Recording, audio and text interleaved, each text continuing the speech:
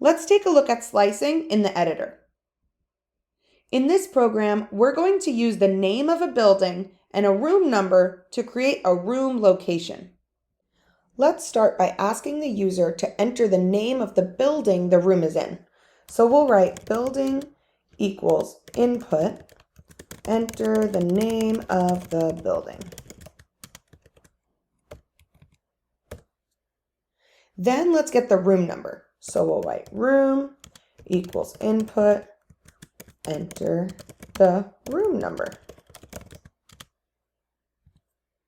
And notice that even though they're entering a number, we don't need to change this to an int value because we're just using it as a string. Now, to create the location, we need to concatenate the first 3 letters of the building with the room number. So we'll write location equals building from the start to the 3rd index value, and then add the room. Then we want to print the location, so we'll just print that value. Let's see if it works.